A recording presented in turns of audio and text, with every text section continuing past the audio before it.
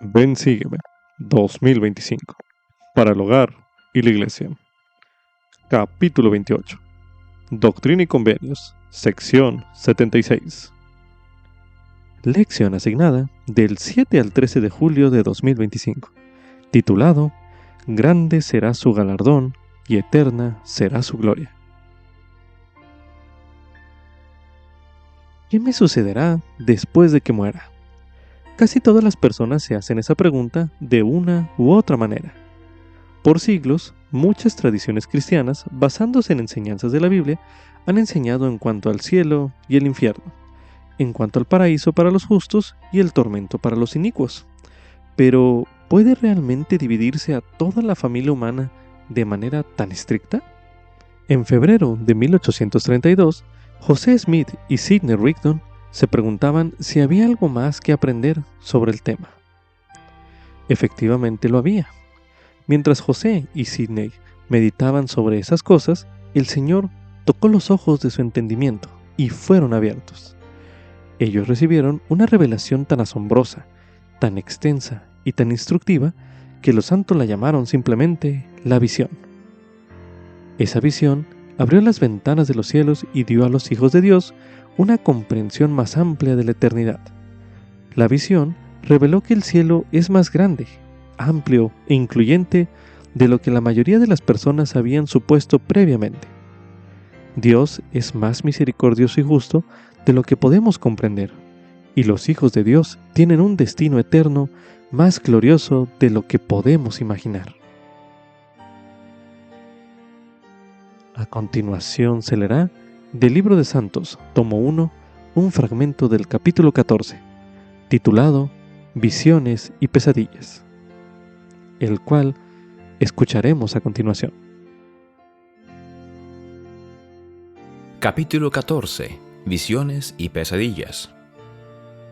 En enero de 1832, José, Emma y los mellizos vivían en la casa de Elsa y John Johnson en Hiram, Ohio, a unos 50 kilómetros al sur de Kirtland. Los Johnson tenían más o menos la misma edad que los padres de José, por lo que la mayoría de sus hijos se habían casado y se habían mudado de su espaciosa casa de campo, dejando mucho espacio como para que José se reuniera con líderes de la iglesia y trabajara en la traducción de la Biblia. Antes de bautizarse, Elsa y John habían sido miembros de la congregación de Ezra Booth. De hecho, fue el sanamiento milagroso de Elsa efectuado por José, lo que llevó a Ezra a unirse a la iglesia. Pero mientras que Ezra había perdido su fe, los Johnson continuaron apoyando al profeta, tal como lo habían hecho las familias Whitmer y Knight en Nueva York. Ese invierno, José y Sidney pasaron gran parte de su tiempo traduciendo en una habitación en el piso superior de la casa de la familia Johnson. A mediados de febrero, mientras leían en el Evangelio de Juan acerca de la resurrección de las almas justas e injustas, José se preguntó si no habría más que saber sobre el cielo y la salvación de la humanidad. Si Dios recompensaba a sus hijos según sus obras en la tierra, ¿no eran las nociones tradicionales del cielo y el infierno demasiado simples? El 16 de febrero, José, Sidney y unos 12 hombres más estaban sentados en una habitación del piso superior de la casa de la familia Johnson. El Espíritu reposó sobre José y Sidney, y se quedaron quietos al abrirse una visión ante sus ojos. La gloria del Señor los rodeó, y vieron a Jesucristo a la diestra de Dios. Ángeles adoraban ante su trono, y una voz testificó que Jesús era el unigénito del Padre. ¿Qué es lo que veo?, preguntó José mientras él y Sidney se asombraban de las maravillas que veían.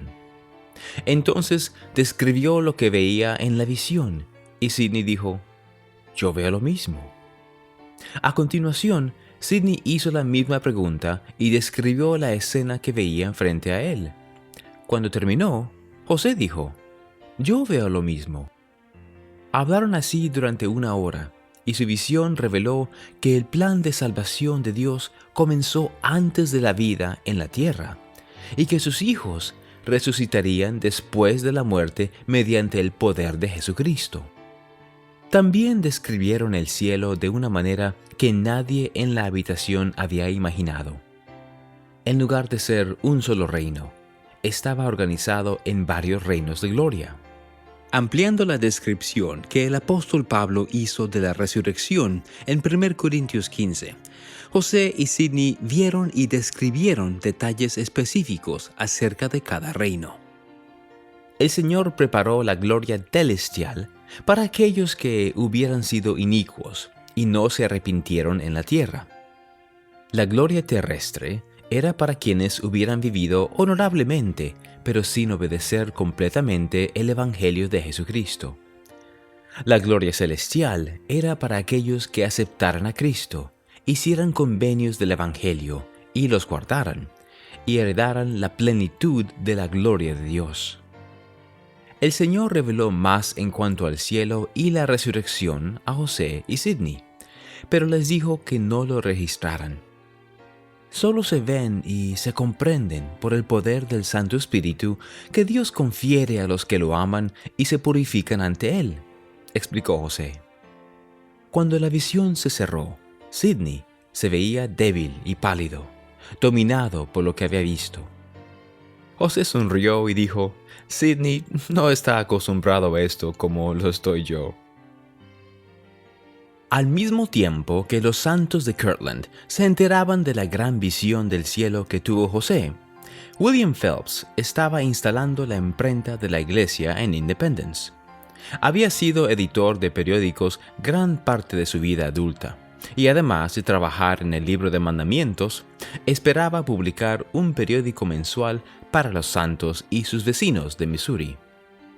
En un tono firme y seguro, William escribió un anuncio público para el periódico, al que planeaba llamar The Evening and the Morning Star, la estrella vespertina y matutina. The Star, la estrella, recibirá su luz de fuentes sagradas, declaró, y se dedicará a las revelaciones de Dios. Él creía que los últimos días habían llegado y quería que su periódico les advirtiera a los justos y los inicuos por igual que el Evangelio se había restaurado y que el Salvador pronto regresaría a la tierra.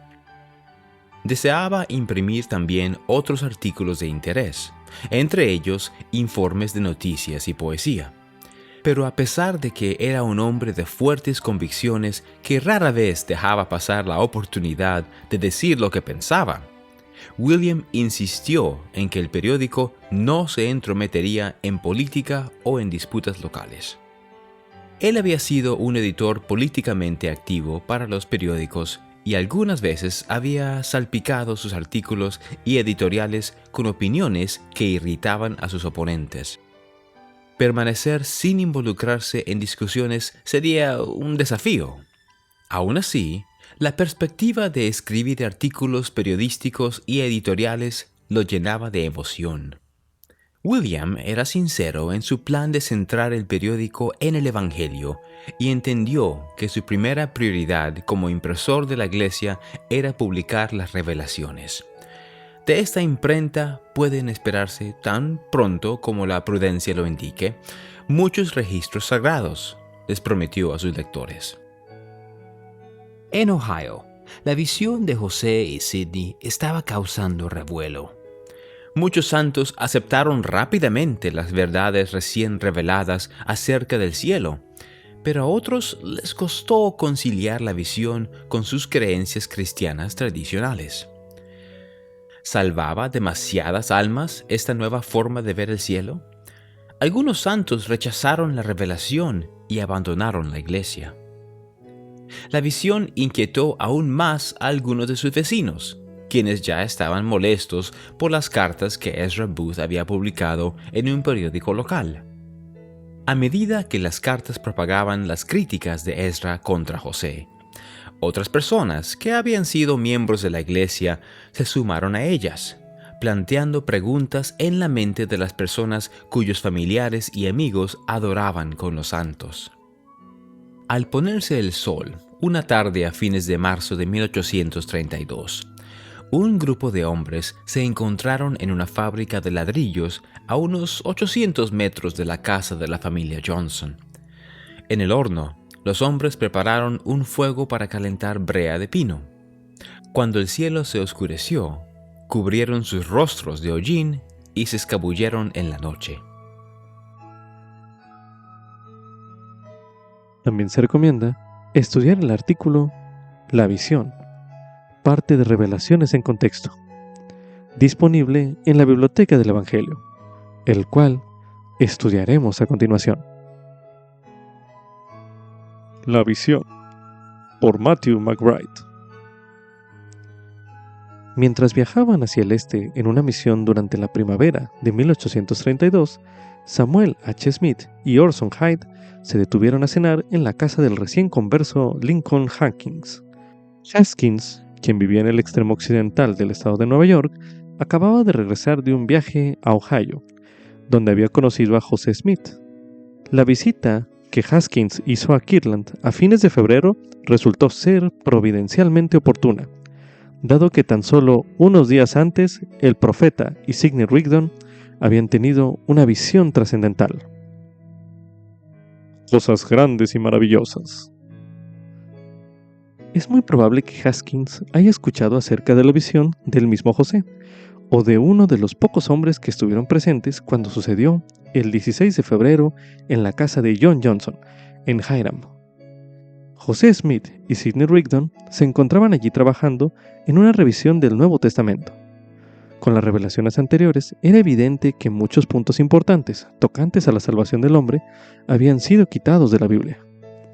Según la historia registrada por José, ambos estaban reflexionando en cuanto a la importancia de un pasaje sobre la resurrección que se encuentra en Juan, capítulo 5, el versículo 29, cuando el Señor tocó los ojos de nuestro entendimiento, y ellos entonces fueron testigos de la visión.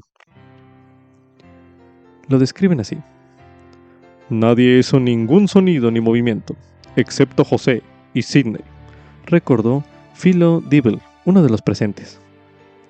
Vi la gloria y sentí el poder, pero no vi la visión. Dibble y otras 12 personas escucharon a José Smith y Sidney Rigdon describir en voz alta lo que vieron. La visión, como se llegó a conocer, incluía una descripción panorámica de lo que le espera a la humanidad después de la muerte.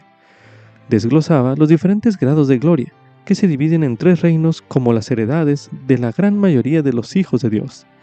Revelaba que el sometimiento al castigo eterno sería el destino de solamente unos cuantos, y explicaba que los justos recibirán de la plenitud del Padre. De modo que, como está escrito, son dioses. Sí, los hijos de Dios. Por consiguiente, todas las cosas son suyas. Como se lee en la sección 76 de Doctrina y Convenios. Haskins compartió su entusiasmo por esa amplia visión con los huéspedes que visitaban su casa. Nos dijo que había estado con José y Sidney, que ellos habían tenido una visión y que habían visto cosas grandes y maravillosas, escribió Samuel Smith en su diario.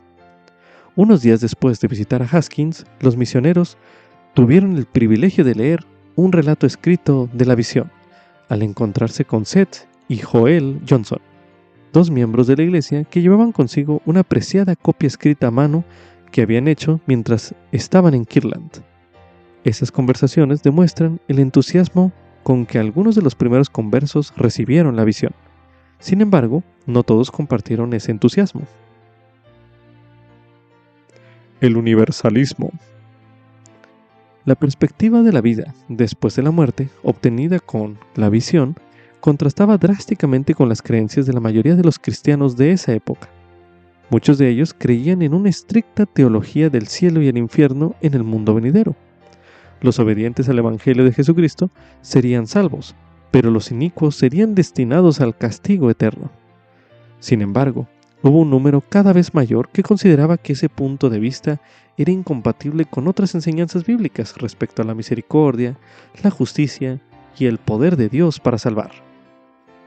Por ejemplo, un joven congregacionalista llamado Caleb Rich se sintió turbado cuando su pastor enseñó que Cristo daría a solamente unos pocos el trofeo de su misión en el mundo, mientras que su antagonista tendría incontables millones de personas.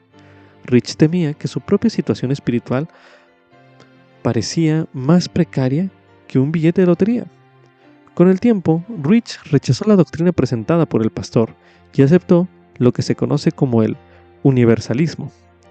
En pocas palabras, los universalistas creían que Dios no castigaría a los pecadores por la eternidad, sino que con el tiempo todos serían salvos en el reino de Dios. El padre de José Smith y su abuelo, Asael Smith, tenían puntos de vista universalistas.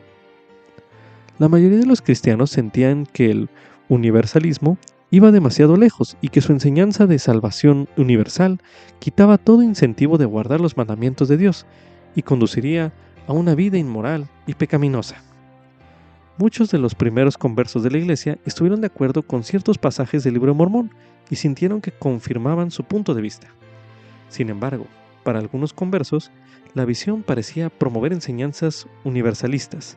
En consecuencia, a medida que personas como Lincoln Haskins y Joel y Seth Johnson comenzaron a llevar información de la visión a las ramas lejanas de la iglesia, se creó un gran revuelo. Muchos tropezaron con ella. Algunos observadores externos se burlaron de la doctrina recién revelada. Un periódico cristiano respondió a La Visión afirmando sarcásticamente que José Smith procuraba desacreditar el universalismo al profesar la salvación de todos los hombres. Lo más desconcertante para el profeta fue la reacción de algunos miembros de la iglesia. Fue una dura prueba para muchos, recordó Brigham Young. Algunos apostataron debido a que Dios tenía un lugar de salvación a su debido tiempo para todos. Al mismo Young se le dificultó aceptar la idea. Mis tradiciones eran tales que cuando escuché de la visión por primera vez, era tan directamente opuesta y tan en contra de mis estudios anteriores que dije, un momento. No la rechacé, pero tampoco la entendía. Su hermano, Joseph Young, también confesó que no la podía creer en un principio, porque iba el Señor a salvar a todos. Tal vez en reacción instintiva hacia lo que parecía ser indicios del universalismo, algunos de los primeros miembros pasaron por alto la sutil belleza de la visión. Evitando los extremos del universalismo y la perspectiva ortodoxa del cielo y el infierno, esa visión sugería que al final terminaría el sufrimiento de los desobedientes, pero que el Señor también daba la promesa de inimaginables recompensas para aquellos que fueran valientes en el testimonio de Jesús. Muchos de los que tropezaron simplemente necesitaban tiempo para meditar, o la mano paciente de un misionero o líder espiritual que les explicara.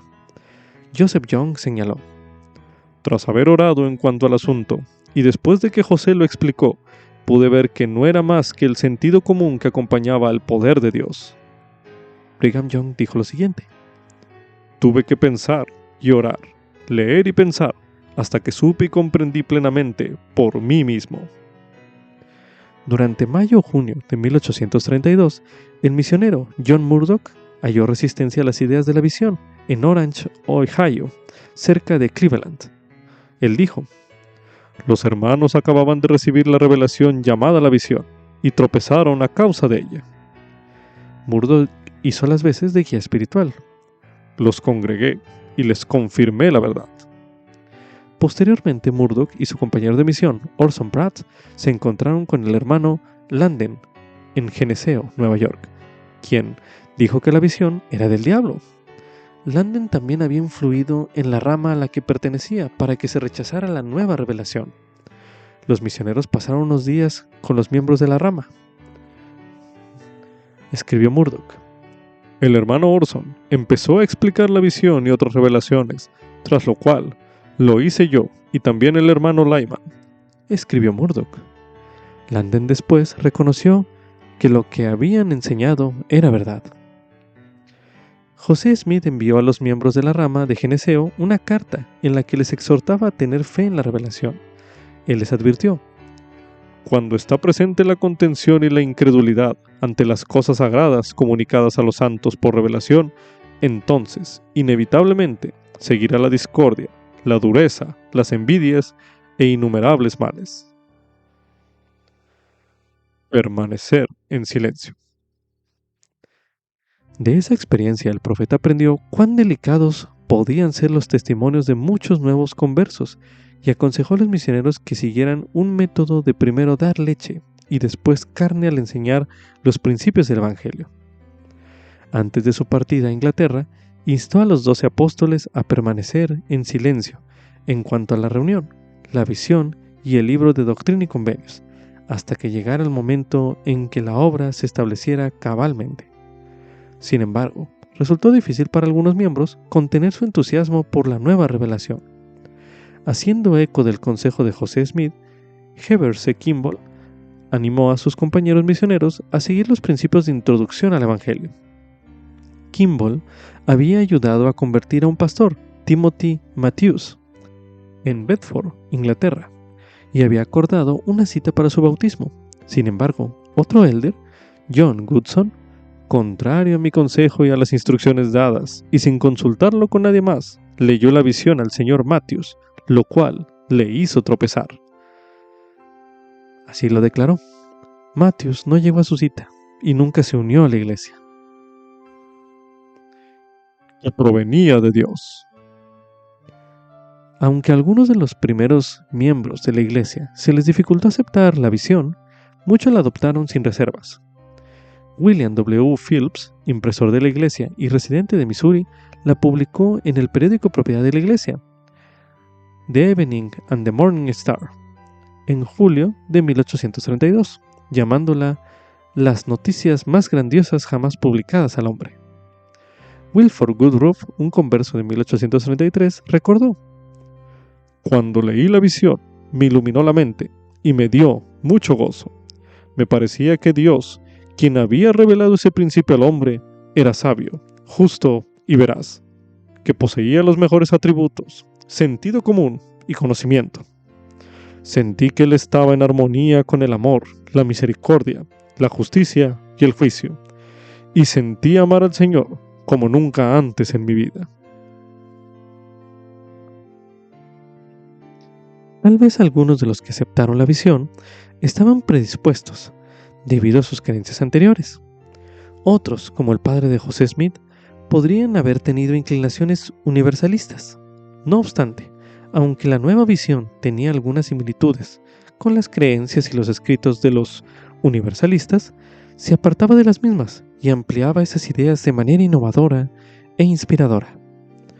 La historia escrita por José Smith concluye diciendo: «Nada podía complacer más a los santos que la luz que inundó el mundo por medio de esa visión.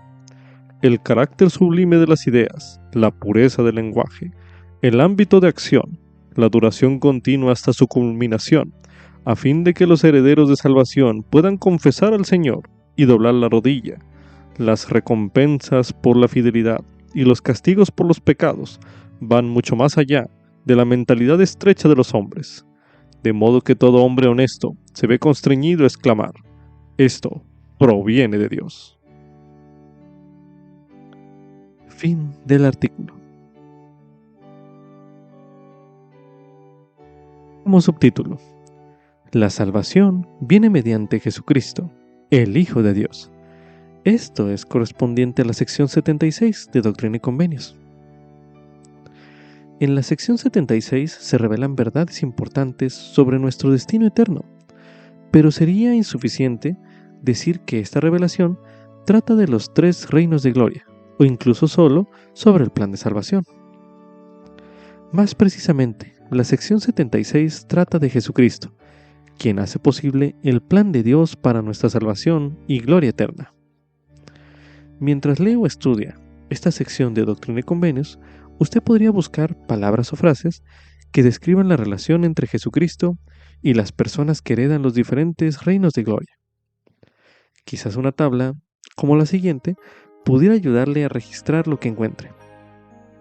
A continuación se explica esta tabla. En la primera columna, usted colocaría la información concerniente al reino de gloria, es decir, la gloria celestial, o la gloria terrestre, o la gloria celestial. Después de ello, usted colocaría otra columna donde describiría la relación con Jesucristo.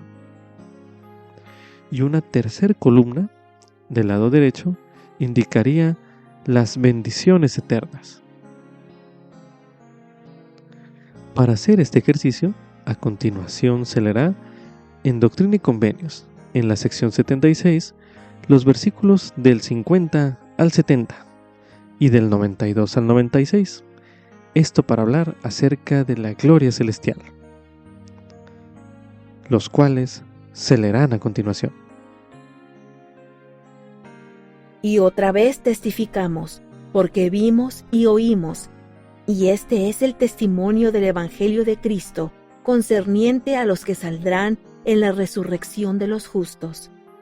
Estos son los que recibieron el testimonio de Jesús, y creyeron en su nombre, y fueron bautizados según la manera de su sepultura, siendo sepultados en el agua en su nombre, y esto de acuerdo con el mandamiento que Él ha dado, para que, guardando los mandamientos, fuesen lavados y limpiados de todos sus pecados, y recibiesen el Santo Espíritu por la imposición de las manos del que es ordenado y sellado para ejercer este poder. Y son quienes vencen por la fe, y son sellados por el Santo Espíritu de la promesa, que el Padre derrama sobre todos los que son justos y fieles. Estos son los que constituyen la iglesia del primogénito. Son aquellos en cuyas manos el Padre ha entregado todas las cosas. Son sacerdotes y reyes que han recibido de su plenitud y de su gloria. Y son sacerdotes del Altísimo, según el orden de Melquisedec, que fue según el orden de Enoc, que fue según el orden del Hijo unigénito. De modo que, como está escrito, son dioses, sí, los hijos de Dios. Por consiguiente, todas las cosas son suyas, sea vida o muerte, o cosas presentes o cosas futuras. Todas son suyas, y ellos son de Cristo, y Cristo es de Dios.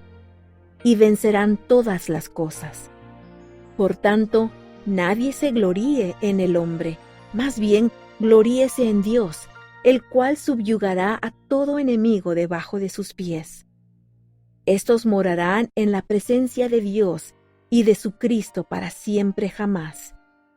Estos son los que Él traerá consigo cuando venga en las nubes del cielo para reinar en la tierra sobre su pueblo. Son los que tendrán parte en la primera resurrección. Son quienes saldrán en la resurrección de los justos. Son los que han venido al monte de Sión y a la ciudad del Dios viviente, el lugar celestial, el más santo de todos. Son los que se han allegado a una hueste innumerable de ángeles, a la asamblea general e iglesia de Enoc y del primogénito. Son aquellos cuyos nombres están escritos en el cielo, donde Dios y Cristo son los jueces de todo. Son hombres justos, hechos perfectos mediante Jesús, el mediador del nuevo convenio, que obró esta perfecta expiación derramando su propia sangre. Estos son aquellos cuyos cuerpos son celestiales, cuya gloria es la del sol, sí, la gloria de Dios, el más alto de todos, de cuya gloria está escrito que tiene como símbolo el sol del firmamento. Y así vimos la gloria de lo celestial, que sobrepuja a todas las cosas, donde Dios, el Padre, reina en su trono para siempre jamás, ante cuyo trono todas las cosas se inclinan en humilde reverencia y le rinden gloria para siempre jamás. Los que moran en su presencia son la iglesia del primogénito, y ven cómo son vistos y conocen cómo son conocidos, habiendo recibido de su plenitud y de su gracia. Y Él los hace iguales en poder, en fuerza y en dominio. Y la gloria de los celestiales una, así como la gloria del sol es una. Después de haber leído o estudiado estos versículos concernientes a la gloria celestial, medite a continuación. ¿Cuál es la relación de estas personas en la gloria celestial con Jesucristo? Medite brevemente.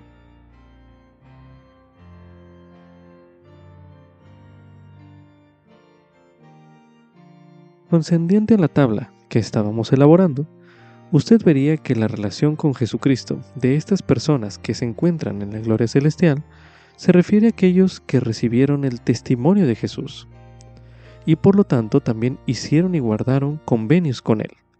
Esa es la relación que tienen ellos con Jesucristo. Ahora medite a continuación. ¿Qué bendiciones eternas reciben las personas que adquieren el reino de gloria celestial? Medite brevemente.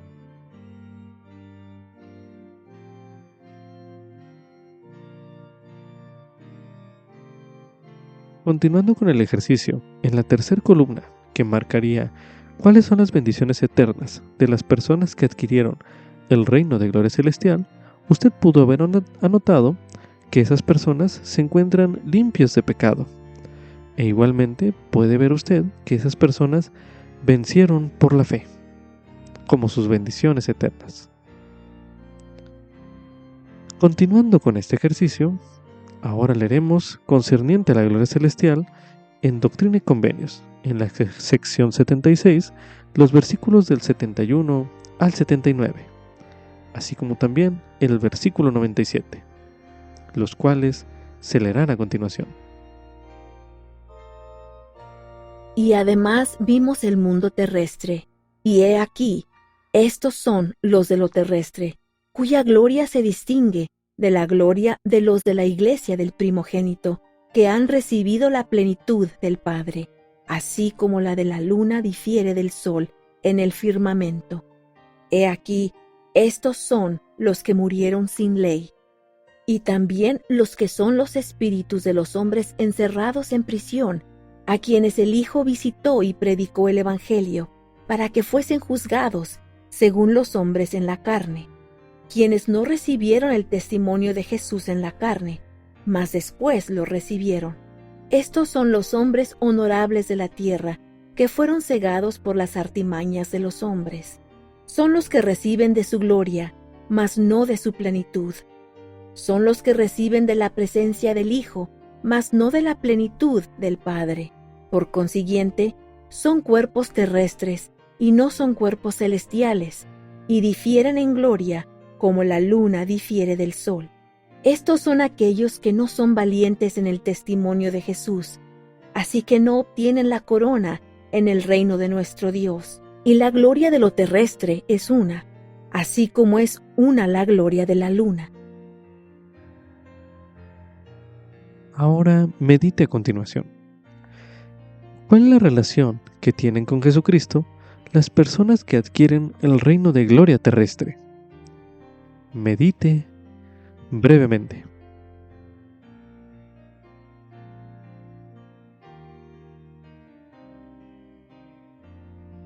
Ahora medite. ¿Qué bendiciones eternas obtienen las personas que adquieren el reino de gloria terrestre? Medite nuevamente.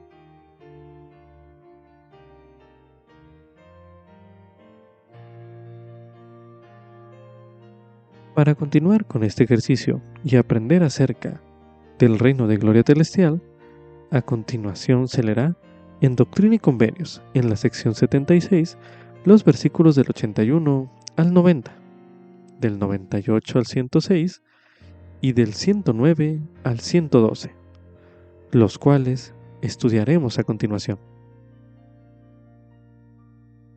Y además vimos la gloria de lo celestial, la gloria de lo menor, así como la gloria de las estrellas difiere de la gloria de la luna en el firmamento.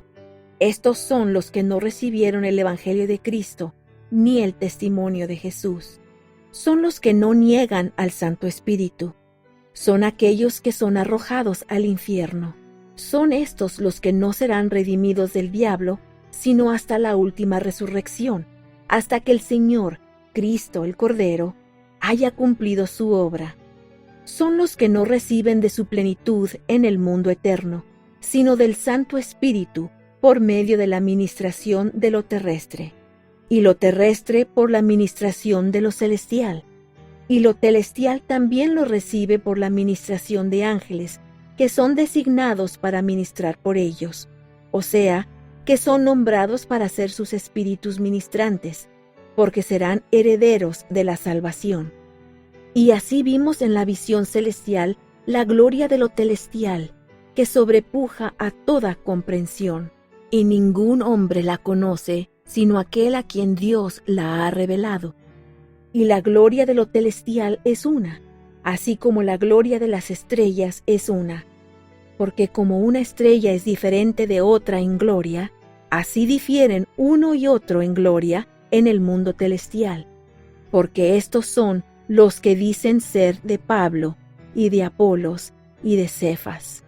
Son los que declaran ser unos de uno y otros de otro, unos de Cristo y otros de Juan, unos de Moisés, unos de Elías, unos de Esaías, unos de Isaías y otros de Enoc. Mas no recibieron el evangelio, ni el testimonio de Jesús, ni a los profetas, ni el convenio sempiterno. En fin, todos estos son los que no serán reunidos con los santos para ser arrebatados con la iglesia del primogénito y recibidos en la nube. Estos son los mentirosos y los hechiceros, los adúlteros y los fornicarios, y quien quiera que ama y obra mentira. Son los que padecen la ira de Dios en la tierra. Son los que padecen la venganza del fuego eterno. Son aquellos que son arrojados al infierno y padecen la ira de Dios Todopoderoso hasta el cumplimiento de los tiempos, cuando Cristo haya subyugado a todo enemigo debajo de sus pies y haya perfeccionado su obra. Mas he aquí, vimos la gloria y los habitantes del mundo celestial, y eran tan innumerables como las estrellas en el firmamento del cielo, o como las arenas en las playas del mar. Y oímos la voz del Señor decir: todos estos doblarán la rodilla, y toda lengua confesará al que se sienta sobre el trono para siempre jamás. Porque serán juzgados de acuerdo con sus obras, y cada hombre recibirá conforme a sus propias obras su dominio correspondiente en las mansiones que están preparadas. Y serán siervos del Altísimo, mas a donde Dios y Cristo moran no podrán venir, por los siglos de los siglos. Ahora medite a continuación. ¿Cuál es la relación que tienen con Jesucristo las personas que adquieren el reino de gloria celestial? Medite brevemente.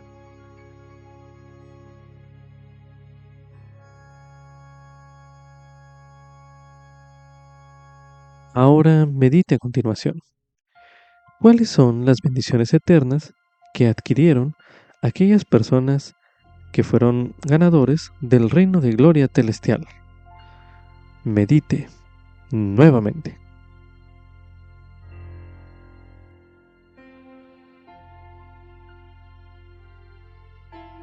Después de haber efectuado este ejercicio y ver entonces la relación que tiene con Jesucristo cada una de las personas en los diferentes reinos de gloria, medite a continuación. ¿Qué se siente inspirado a hacer usted para fortalecer su relación con el Salvador? Medite brevemente.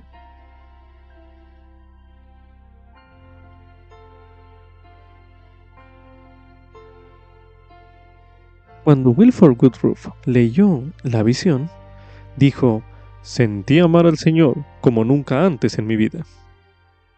De esto se lee en Voces de la Restauración, entre los testimonios de la visión.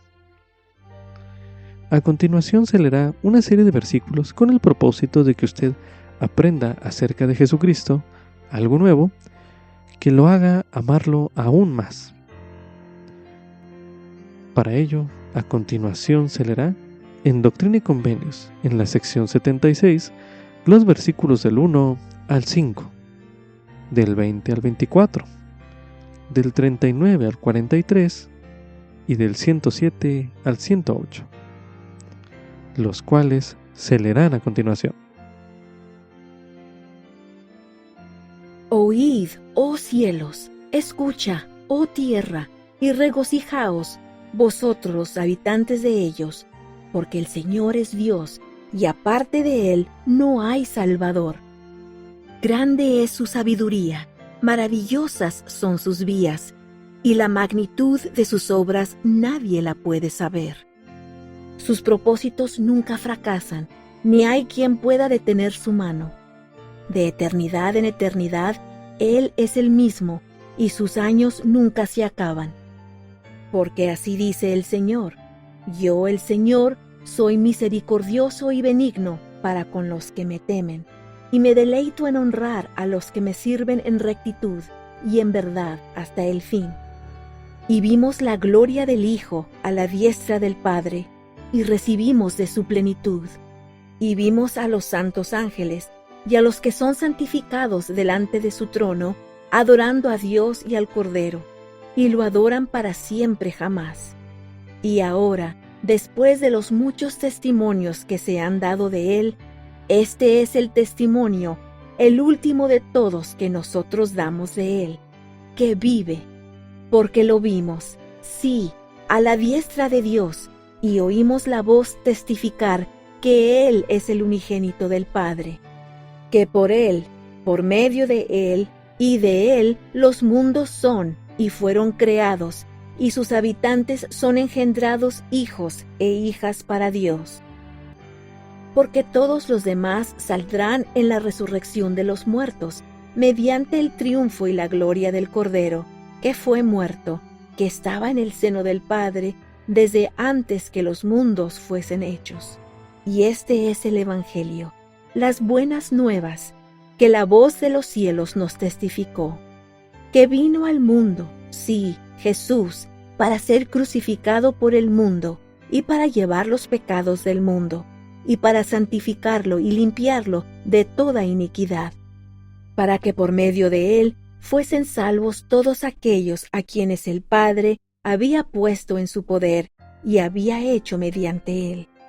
Y él glorifica al Padre y salva todas las obras de sus manos, menos a esos hijos de perdición que niegan al Hijo después que el Padre lo ha revelado. Cuando entregue el reino y lo presente sin mancha al Padre, diciendo: he vencido y pisado, yo solo, el lagar, sí, el lagar del furor de la ira del Dios omnipotente. Entonces será coronado con la corona de su gloria, para sentarse sobre el trono de su poder y reinar para siempre jamás. Ahora medite a continuación. ¿Qué aprende usted acerca de Jesucristo en estos versículos que le haga amarlo aún más? Medite una última vez en este bloque de lectura.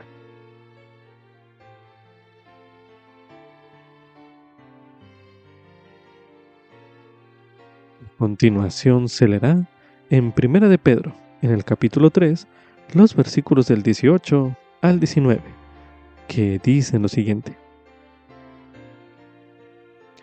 porque también Cristo padeció una sola vez por los pecados, el justo por los injustos, para llevarnos a Dios, siendo a la verdad muerto en la carne, pero vivificado en el Espíritu, en el cual también fue y predicó a los espíritus encarcelados.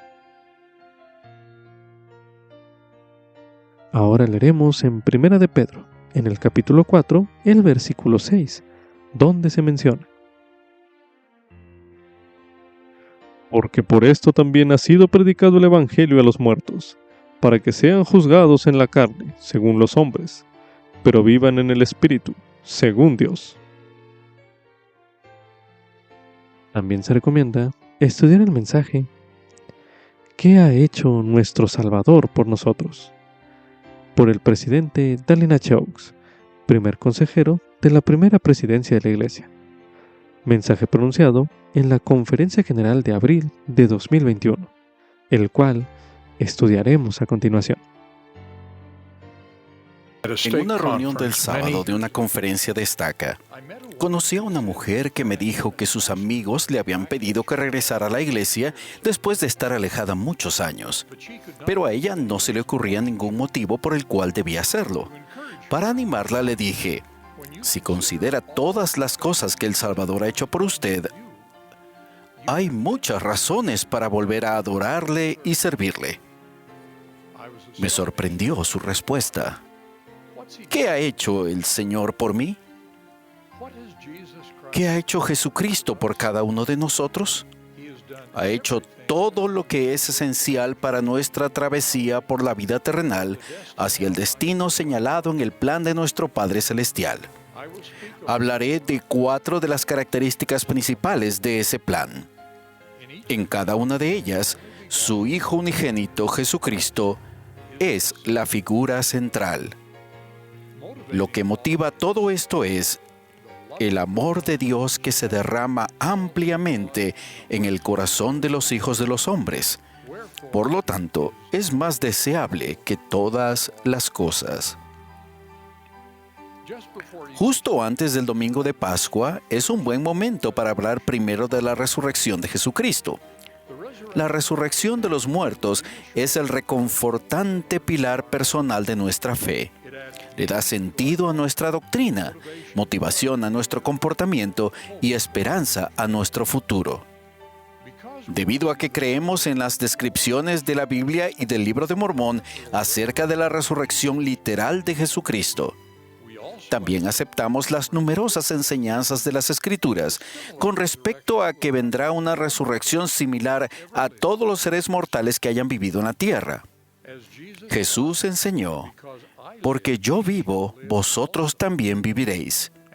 Y su apóstol enseñó que los muertos serán resucitados incorruptibles, y esto mortal se vestirá de inmortalidad. Sin embargo, la resurrección nos brinda más que esta certeza de inmortalidad, pues cambia la forma en que vemos la vida mortal. La resurrección nos da la perspectiva y la fortaleza para sobrellevar los desafíos terrenales que afronta cada uno de nosotros y a los que amamos. Nos da una nueva manera de ver las deficiencias físicas, mentales o emocionales que tenemos al momento de nacer o que adquirimos durante la vida. Nos da la fortaleza de sobrellevar tristezas, fracasos y frustraciones. Gracias a que cada uno de nosotros tiene una resurrección garantizada, sabemos que esas deficiencias y oposiciones son solamente temporales. La resurrección también nos da un poderoso incentivo para guardar los mandamientos de Dios durante esta vida. Cuando nos levantemos de los muertos y prosigamos hacia nuestro juicio final, querremos ser merecedores de las más selectas bendiciones que se han prometido a los seres resucitados. Además, la promesa de que la resurrección puede incluir la oportunidad de estar con los miembros de nuestra familia, esposo, esposa, hijos, padres y nuestra posteridad, es un aliciente poderoso para que cumplamos nuestras responsabilidades familiares en esta vida. También nos ayuda a vivir juntos en amor en esta vida y nos consuela ante la muerte de nuestros seres queridos. Sabemos que estas separaciones temporales y preveemos gozosos reencuentros y asociaciones en el futuro. La resurrección nos brinda paz y la fortaleza para ser pacientes mientras esperamos.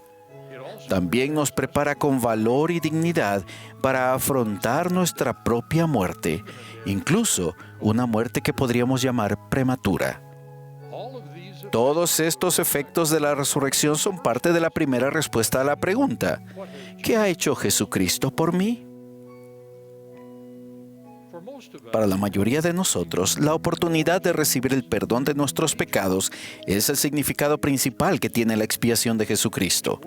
Al adorar, cantamos con reverencia: su vida libremente dio, su sangre derramó, su sacrificio de amor al mundo rescató. Nuestro Salvador y Redentor soportó un sufrimiento incomprensible para convertirse en un sacrificio por los pecados de todos los seres mortales que se arrepientan. Ese sacrificio expiatorio ofreció el bien supremo, el Cordero puro y sin mancha, a cambio de la medida suprema de la maldad, los pecados del mundo entero. Nos abrió la puerta a todos nosotros para que seamos limpios de nuestros pecados personales, a fin de que podamos ser readmitidos en la presencia de Dios nuestro Padre eterno. Esa puerta abierta está disponible para todos los hijos de Dios. Al adorar cantamos, me cuesta entender que quisiera Jesús bajar del trono divino para mi alma rescatar, que Él extendiera perdón a tal pecador.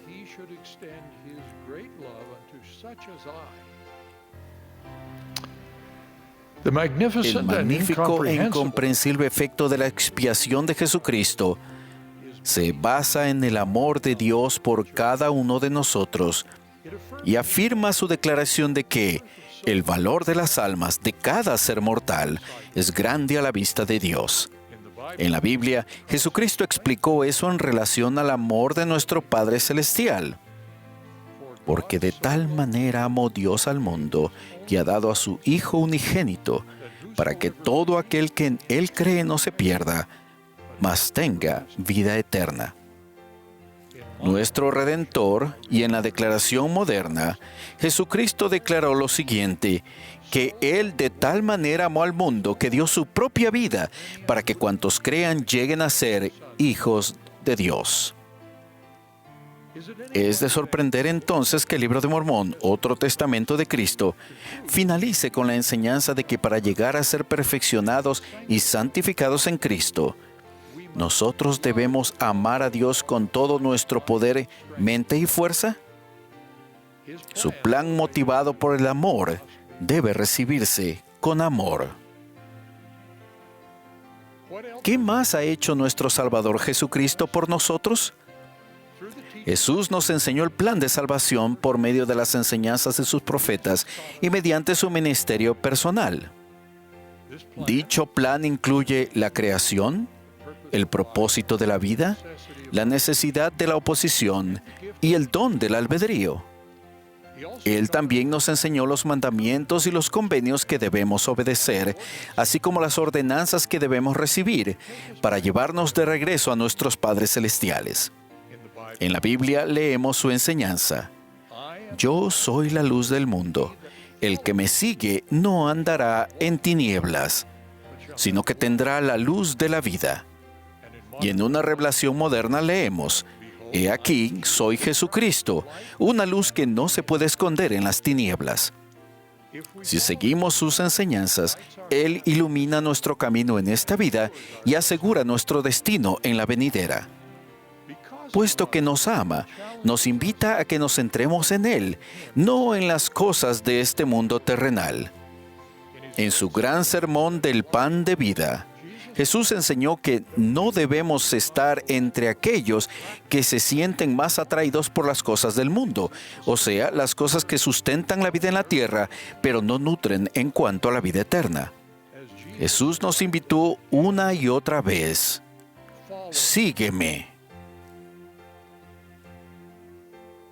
Por último, el Libro de Mormón enseña que, como parte de su expiación, Jesucristo sufrió dolores, aflicciones y tentaciones de todas clases. Y esto para que se cumpla la palabra que dice: tomará sobre sí los dolores y las enfermedades de su pueblo. ¿Por qué sufrió nuestro Salvador esos desafíos terrenales de todas clases?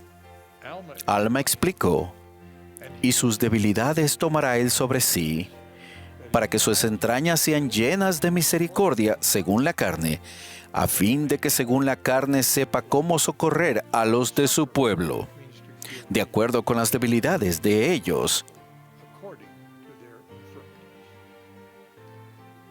Nuestro Salvador siente y conoce nuestras tentaciones, nuestras dificultades, nuestras angustias y nuestro sufrimiento, porque los padeció todos por voluntad propia como parte de su expiación. Otros pasajes de las Escrituras afirman eso. En el Nuevo Testamento declara: por cuanto Él mismo padeció siendo tentado, es poderoso para socorrer a los que son tentados. Isaías enseña: no temas, porque yo estoy contigo. Te fortalezco, siempre te ayudaré. Todos los que padecen cualquier clase de debilidad terrenal deben recordar que nuestro Salvador también sufrió ese tipo de dolor y que, mediante su expiación, nos ofrece a cada uno de nosotros la fortaleza para sobrellevarlo.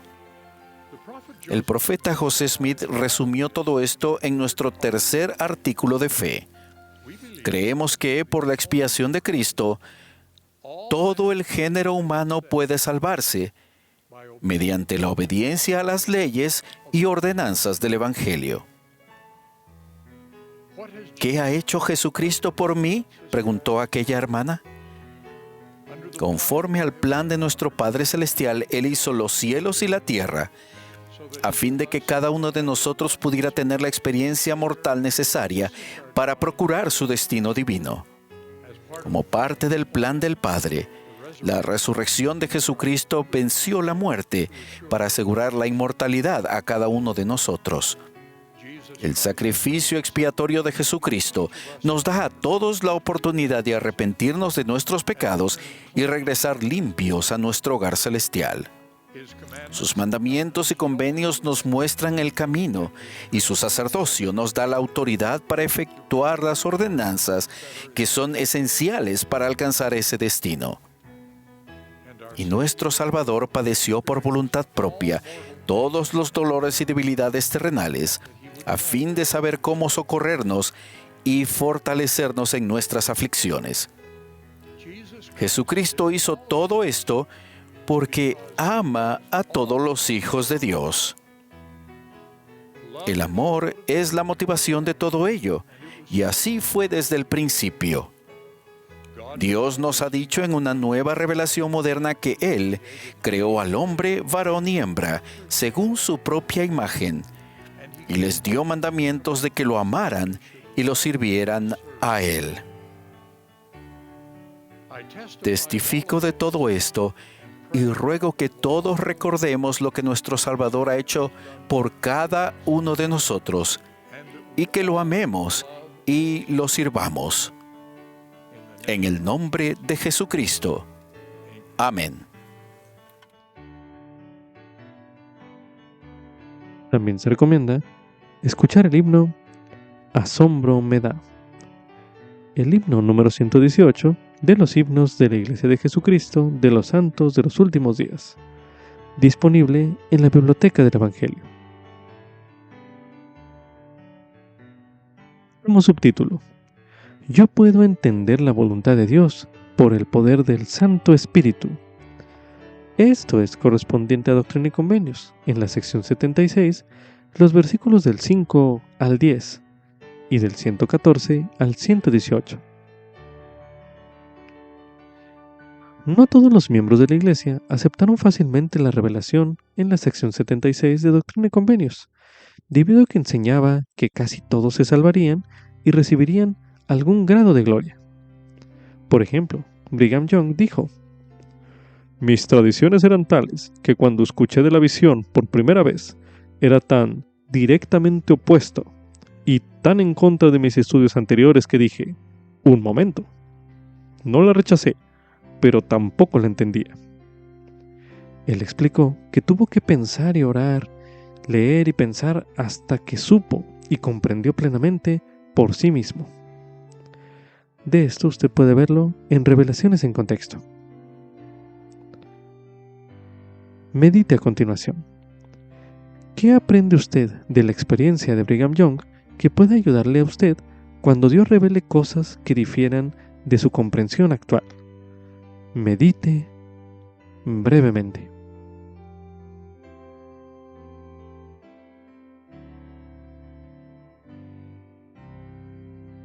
A continuación se leerá en Doctrina y Convenios, en la sección 76, los versículos del 5 al 10 y del 114 al 118, para dar énfasis a las siguientes preguntas, los cuales dicen lo siguiente. Porque así dice el Señor: yo, el Señor, soy misericordioso y benigno para con los que me temen, y me deleito en honrar a los que me sirven en rectitud y en verdad hasta el fin. Grande será su galardón y eterna será su gloria. Y a ellos les revelaré todos los misterios, sí, todos los misterios ocultos de mi reino, desde los días antiguos y por siglos futuros. Les haré saber la buena disposición de mi voluntad tocante a todas las cosas pertenecientes a mi reino.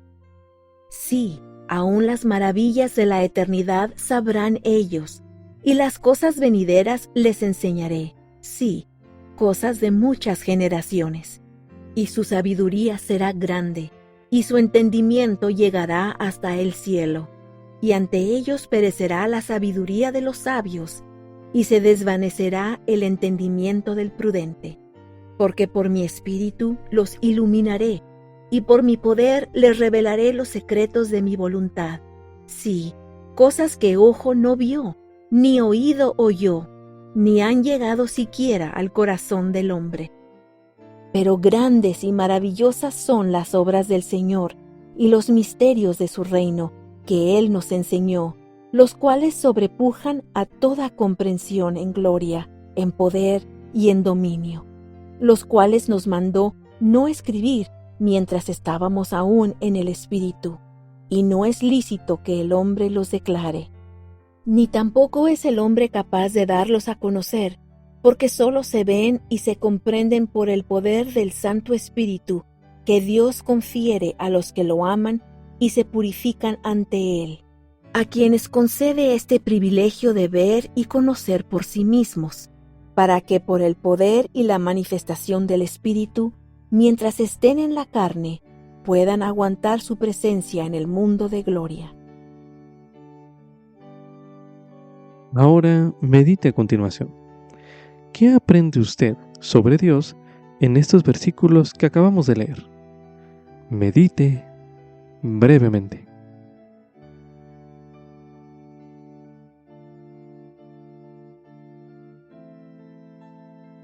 A continuación se releerá en Doctrina y Convenios, en la sección 76, el versículo 7, para dar énfasis a la siguiente pregunta, el cual dice lo siguiente.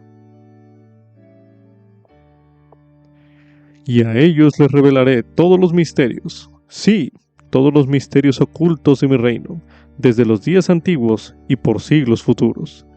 Les haré saber la buena disposición de mi voluntad, tocante a las cosas pertenecientes a mi reino. Medite a continuación. ¿Qué enseñan estos versículos que se leyeron en este bloque de lectura acerca de cómo entender la buena disposición de la voluntad de Dios? Medite una última vez en este bloque de lectura.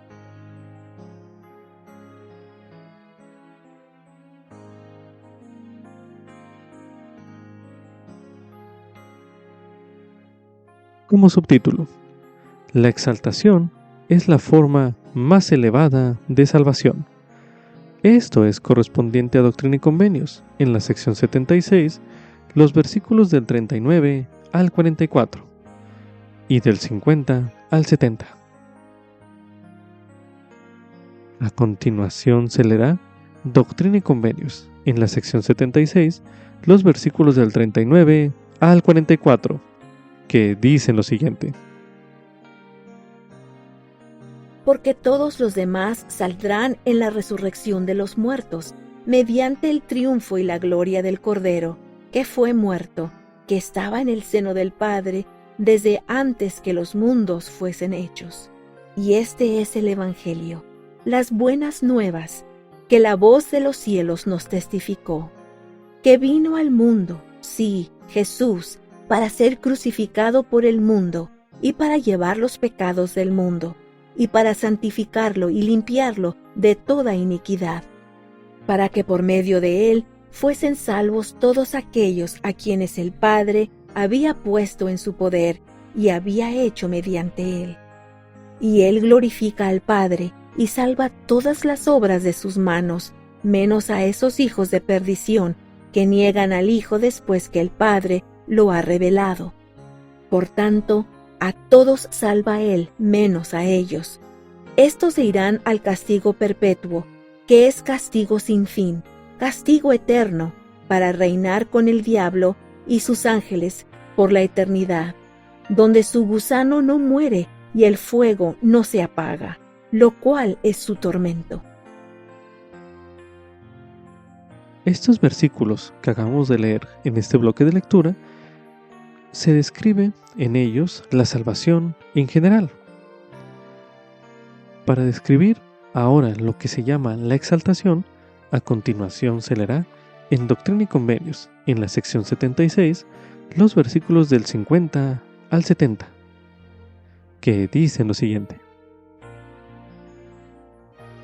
Y otra vez testificamos, porque vimos y oímos, y este es el testimonio del Evangelio de Cristo, concerniente a los que saldrán en la resurrección de los justos.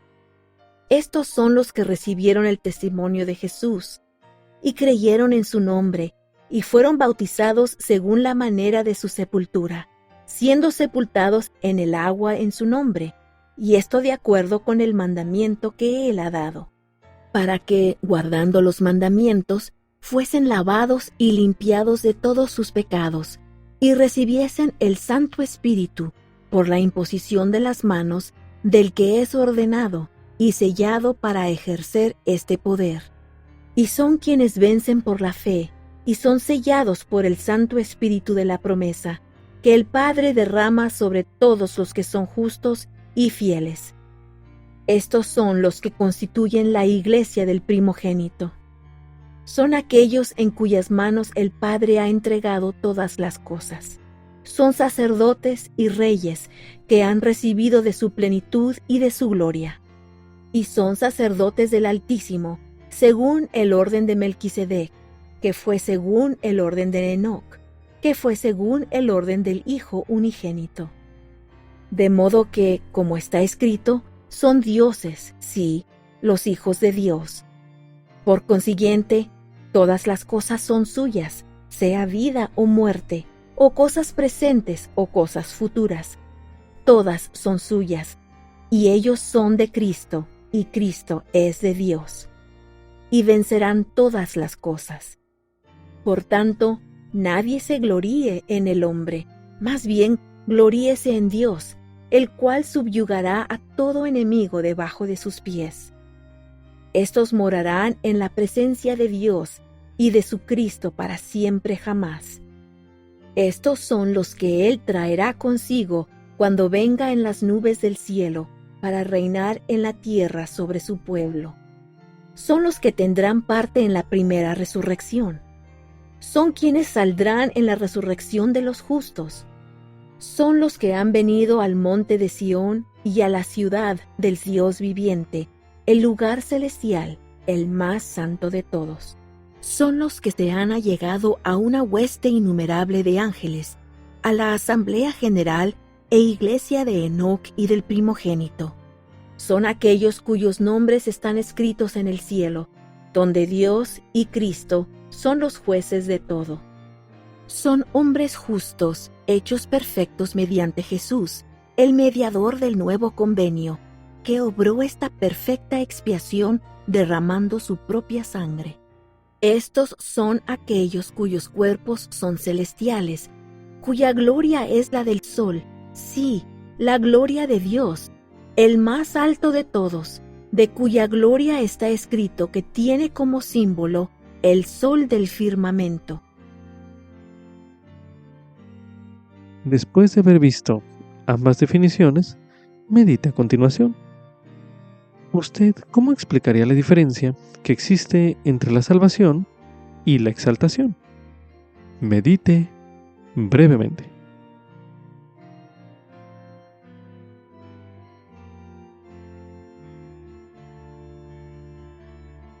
Ahora medite. ¿Cuál es la función del Salvador, tanto en la salvación en general como en la exaltación? Medite nuevamente.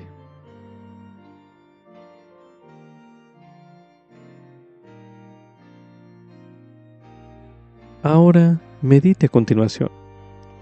¿Qué encuentra usted en esos versículos que se leyeron en este bloque de lectura que le inspire a usted a buscar la exaltación? Medite una última vez en este bloque de lectura.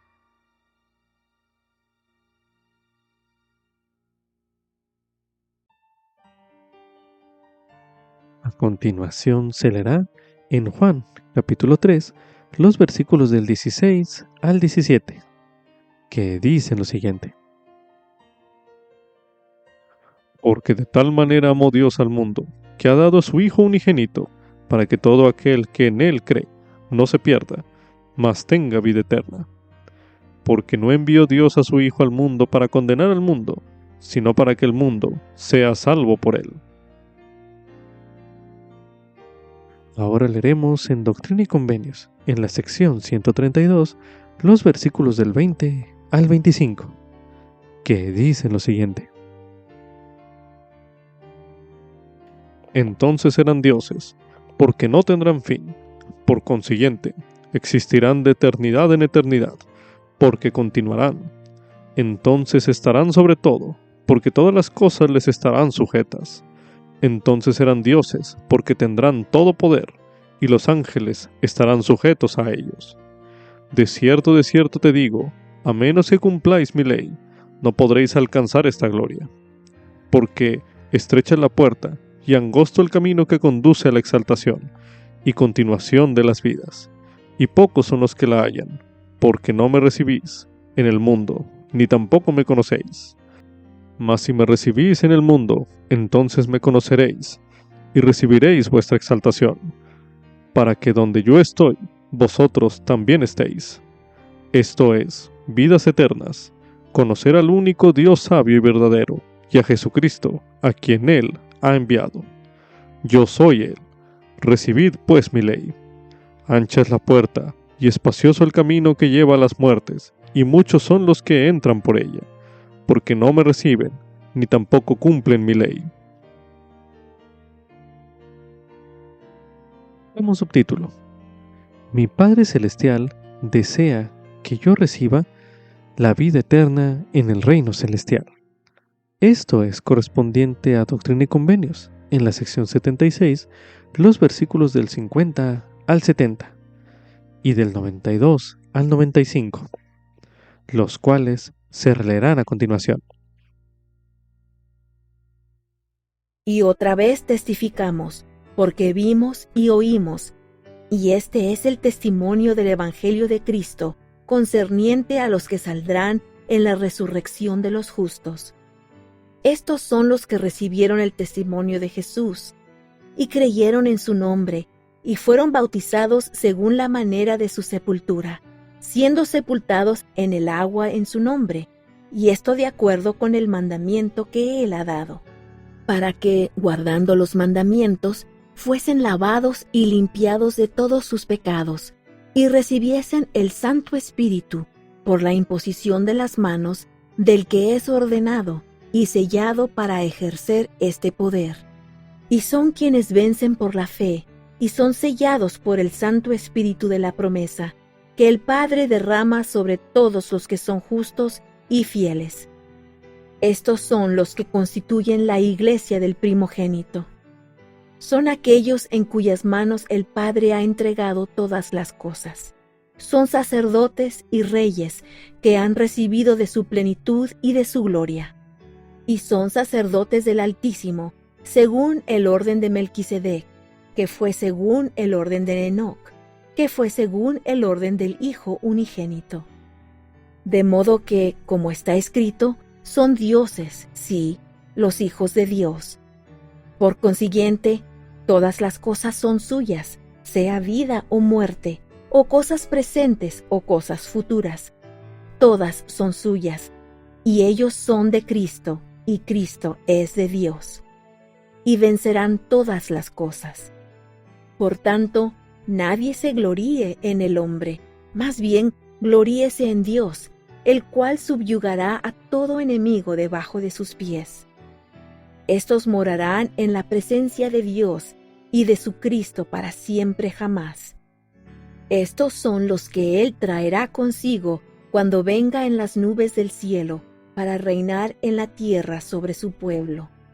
Son los que tendrán parte en la primera resurrección. Son quienes saldrán en la resurrección de los justos. Son los que han venido al monte de Sión y a la ciudad del Dios viviente, el lugar celestial, el más santo de todos. Son los que se han allegado a una hueste innumerable de ángeles, a la asamblea general e iglesia de Enoc y del primogénito, Son aquellos cuyos nombres están escritos en el cielo, donde Dios y Cristo son los jueces de todo.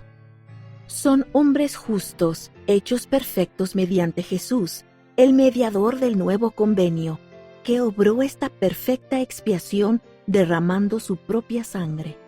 Estos son aquellos cuyos cuerpos son celestiales, cuya gloria es la del sol, sí, la gloria de Dios, el más alto de todos, de cuya gloria está escrito que tiene como símbolo el sol del firmamento. Y así vimos la gloria de lo celestial, que sobrepuja a todas las cosas, donde Dios, el Padre, reina en su trono para siempre jamás, ante cuyo trono todas las cosas se inclinan en humilde reverencia y le rinden gloria para siempre jamás. Los que moran en su presencia son la iglesia del primogénito, y ven cómo son vistos y conocen cómo son conocidos, habiendo recibido de su plenitud y de su gracia. Y Él los hace iguales en poder, en fuerza y en dominio. ¿Alguna vez se ha preguntado usted o se ha preocupado acerca de si puede llegar a ser el tipo de persona que recibiría la gloria celestial, tal como se describe en estos versículos que acabamos de leer? Si bien es importante saber qué espera Dios de nosotros, se le invita a considerar también buscar en esos mismos versículos lo que Dios ha hecho y está haciendo por nosotros para ayudarnos a ser como Él. A continuación, se releerán nuevamente esos versículos con el propósito de que usted haga esta reflexión. Busque en esos versículos lo que Dios ha hecho y Él está haciendo actualmente por nosotros para ayudarnos a ser como Él. Para hacer este ejercicio, a continuación se releerá en Doctrina y Convenios, en la sección 76, los versículos del 50 al 70 y del 92 al 95, los cuales dicen lo siguiente. Y otra vez testificamos, porque vimos y oímos, y este es el testimonio del Evangelio de Cristo, concerniente a los que saldrán en la resurrección de los justos. Estos son los que recibieron el testimonio de Jesús, y creyeron en su nombre, y fueron bautizados según la manera de su sepultura, siendo sepultados en el agua en su nombre, y esto de acuerdo con el mandamiento que Él ha dado, para que, guardando los mandamientos, fuesen lavados y limpiados de todos sus pecados, y recibiesen el Santo Espíritu por la imposición de las manos del que es ordenado y sellado para ejercer este poder. Y son quienes vencen por la fe, y son sellados por el Santo Espíritu de la promesa, que el Padre derrama sobre todos los que son justos y fieles. Estos son los que constituyen la iglesia del primogénito.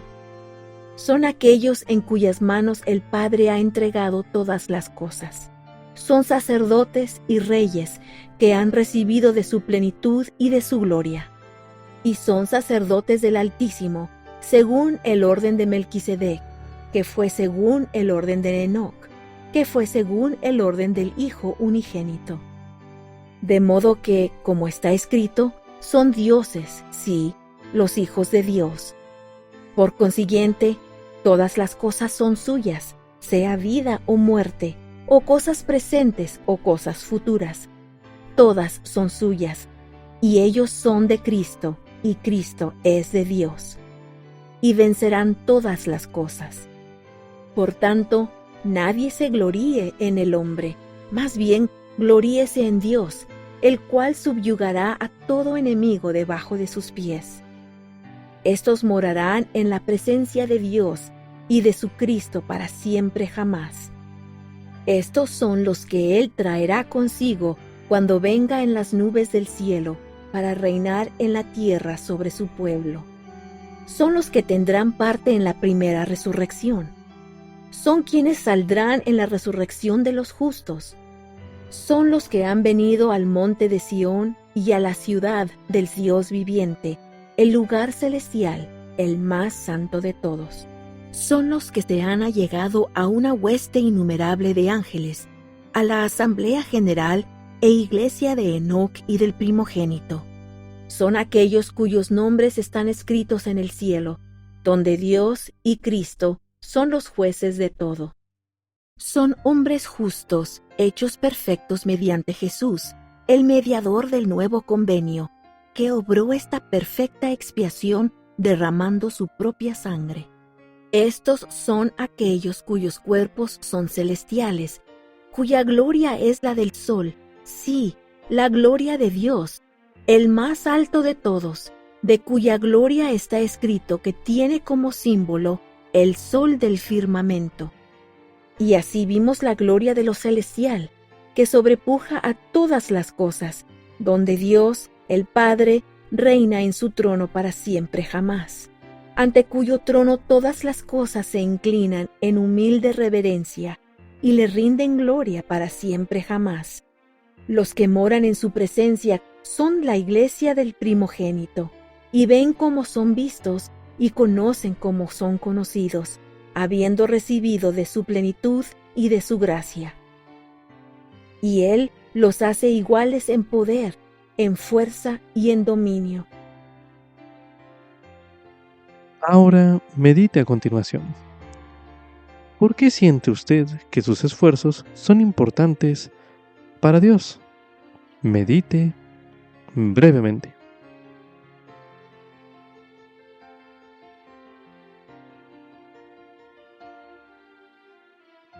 Ahora medite a continuación. ¿Cómo influye esta visión de la gloria celestial en la forma en que usted desea vivir su vida diariamente? Medite una última vez en este bloque de lectura.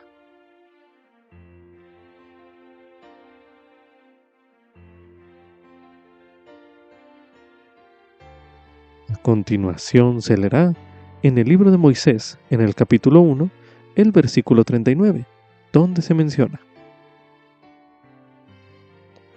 Porque he aquí, esta es mi obra y mi gloria, llevar a cabo la inmortalidad y la vida eterna del hombre. También se recomienda estudiar el mensaje: ¿Soy lo suficientemente bueno? ¿Lo lograré? Por el elder J. Devin Cornish, de los 70. Mensaje pronunciado en la Conferencia General de octubre de 2016, el cual estudiaremos a continuación. Queridos hermanos y hermanas, qué bendición es estar reunidos y recibir las enseñanzas de los siervos del Señor. ¿No es maravilloso de cuántas maneras nuestro amoroso Padre Celestial nos guía y nos bendice? Él realmente desea que regresemos a casa. Por medio de una serie de entrañables misericordias, cuando era un joven doctor al terminar la escuela de medicina, me aceptaron en un programa de residencia de pediatría competitivo. Cuando conocí a los demás pasantes, me sentí como el menos inteligente y menos preparado de todos. Pensé que nunca podría estar a la altura del resto del grupo.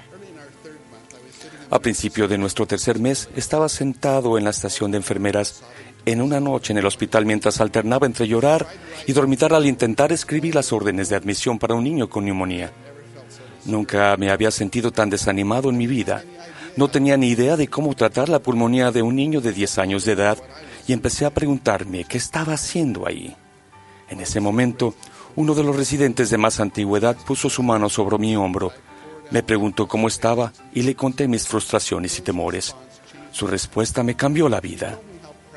Me dijo lo orgullosos que estaban él y el resto de los residentes de más antigüedad y que pensaban que llegaría a ser un excelente doctor.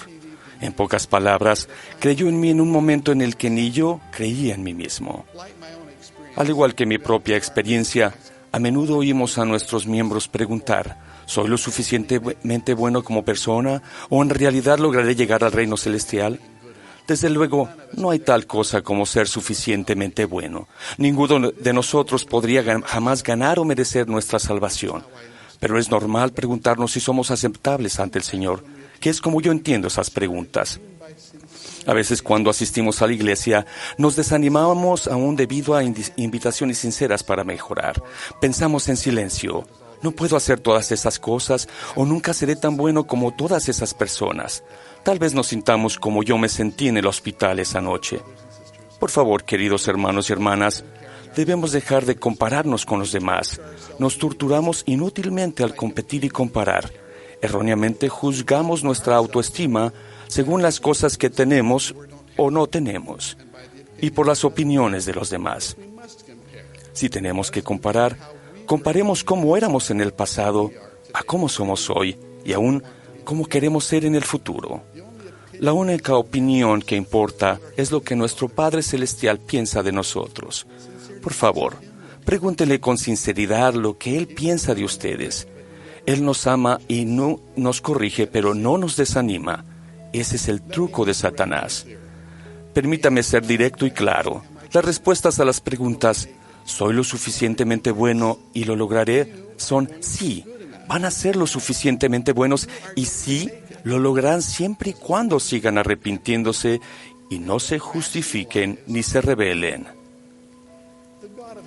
El Dios del cielo no es un árbitro desalmado que busca excusas para sacarnos del juego. Él es nuestro Padre perfectamente amoroso, quien desea más que nada que todos sus hijos vuelvan a casa y vivan con Él en familia por siempre.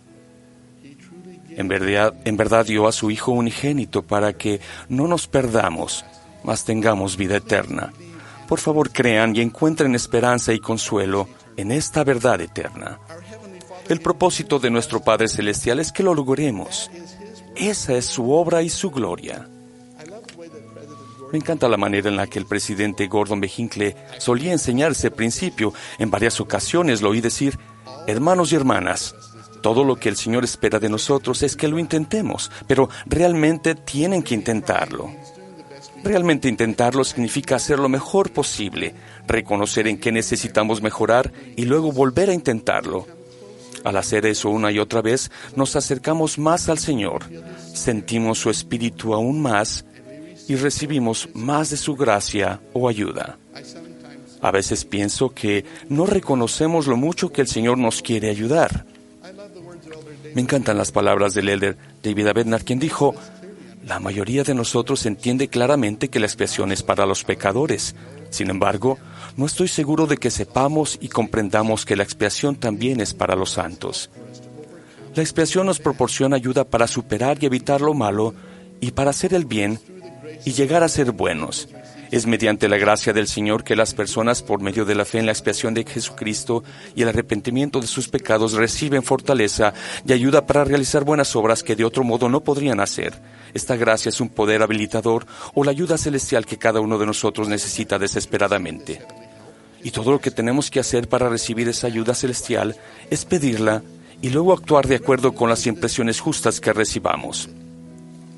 La buena noticia es que si nos hemos arrepentido con sinceridad, nuestros pecados anteriores no impedirán que seamos exaltados. Moroni nos cuenta sobre los transgresores de esa época. Mas cuantas veces se arrepentían y pedían perdón con verdadera intención, se les perdonaba.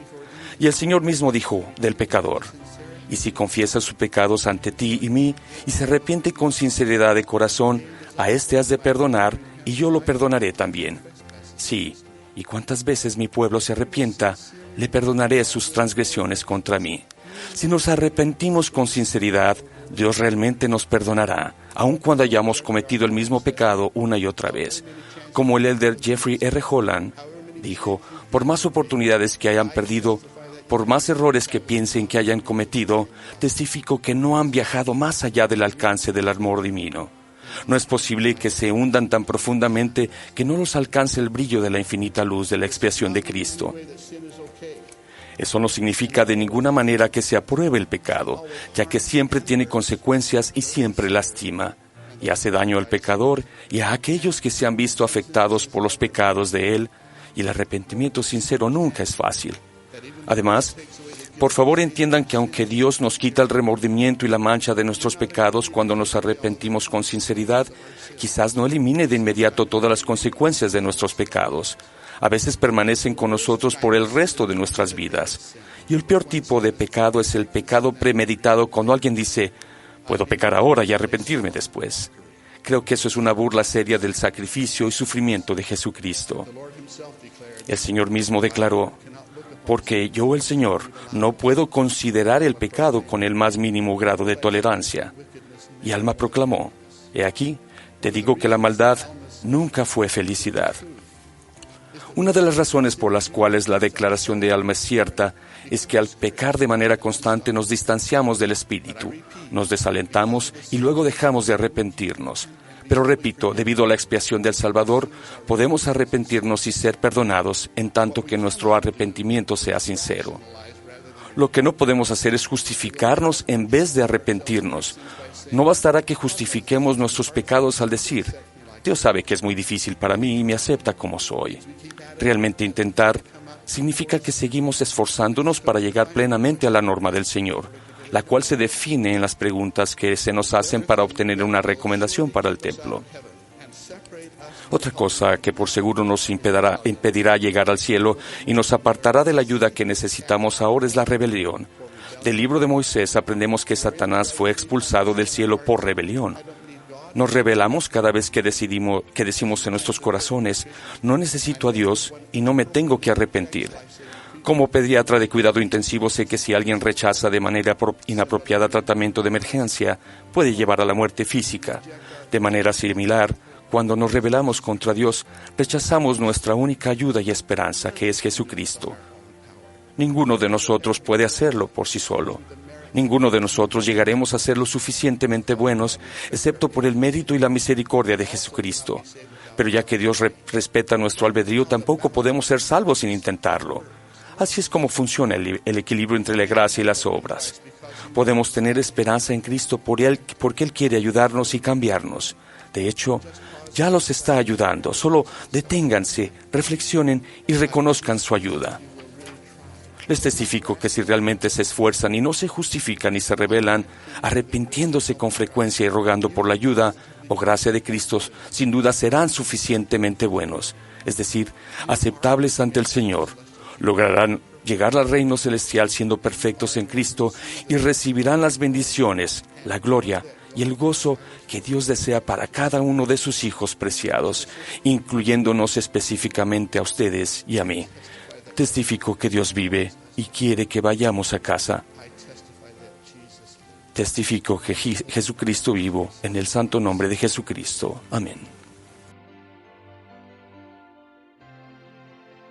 Con esto concluye Ven, sígueme 2025 para el hogar y la iglesia. Capítulo 28.